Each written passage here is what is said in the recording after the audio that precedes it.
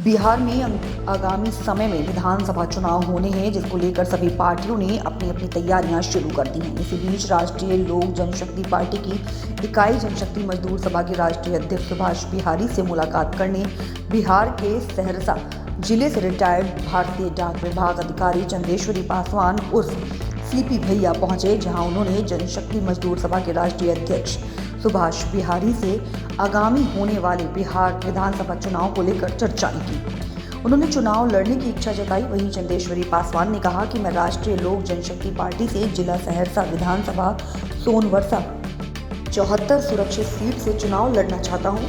जनशक्ति मजदूर सभा के राष्ट्रीय अध्यक्ष सुभाष बिहारी ने चंदेश्वरी पासवान को भरोसा दिलाते हुए उनकी इच्छा को स्वीकार किया और कहा कि मैं राष्ट्रीय लोक जनशक्ति पार्टी के राष्ट्रीय अध्यक्ष और पूर्व केंद्रीय मंत्री पशुपति कुमार पारस से बात करूंगा।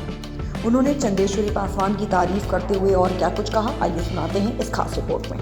कि इकाई जनशक्ति मजदूर सभा के राष्ट्रीय अध्यक्ष सुभाष बिहारी हमारे साथ मौजूद हैं, जिनके साथ एक शख्स खड़े हुए हैं। आप तस्वीर देख सकते हैं। ये पार्टी के बहुत पुराने कर्मठ पदाधिकारी और कार्यकर्ता रहे हैं।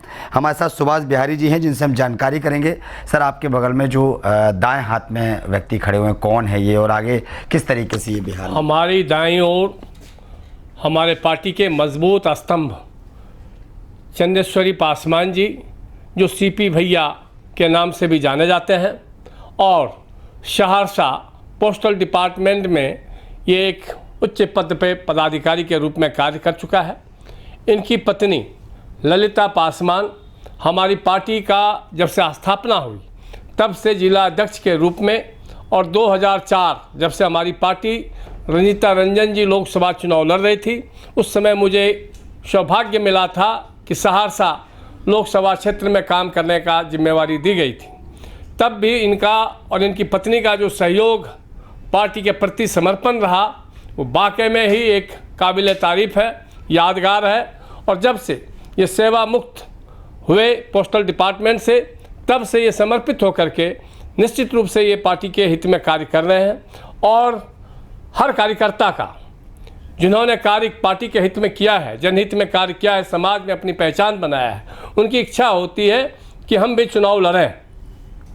इनकी इच्छा है जो हमारे सहरसा से अब सोनवर्षा राज्य 74 विधानसभा है, जो सुरक्षित विधानसभा है, और वहाँ से इनकी चुनाव लड़ने की इच्छा है।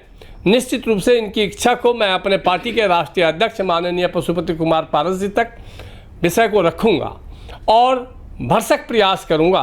कारण कि अभी तो गठबंधन में यह तय होना है कि किन के हिस्से में कौन सी सीट जाएगी। बिल्कुल।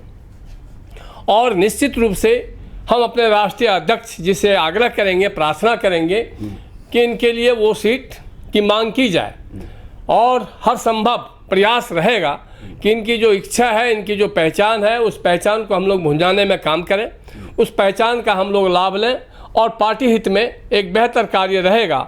और निश्चित रूप से इनके पक्ष को हम मजबूती से अपने राष्ट्रीय अध्यक्ष जी के पास रखने का काम करेंगे। आपके माध्यम से अगर पार्टी जिम्मेदारी देती है और टिकट देती है, तो कितनी उम्मीद है आपको इन पर कि ये खरे उतरेंगे? नहीं, निश्चित रूप से इन्होंने एक तो पोस्टल डिपार्टमेंट में जो कार्य किया है, पोस्ट ऑफिस बाबू के नाम से इनकी पहचान है, और समाज में हमेशा इन्होंने मानवता और इंसानियत के तहत जो लोगों की सेवा की है, और इनके पत्नी के रूप में भी जो जिला अध्यक्ष का कार्य संभाला है उन्होंने, उससे भी एक बेहतर पहचान संगठन में भी और क्षेत्र में भी है।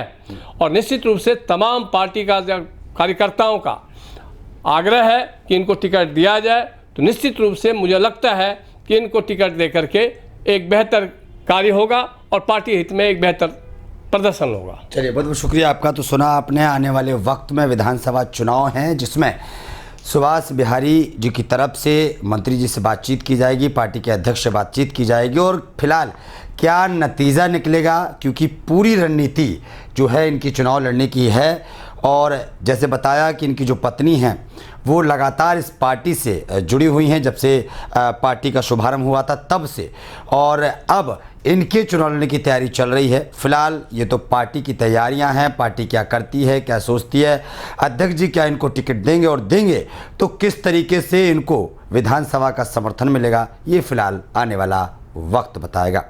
कैमरामैन प्रकाश के साथ ब्रजेश कुमार, दिल्ली।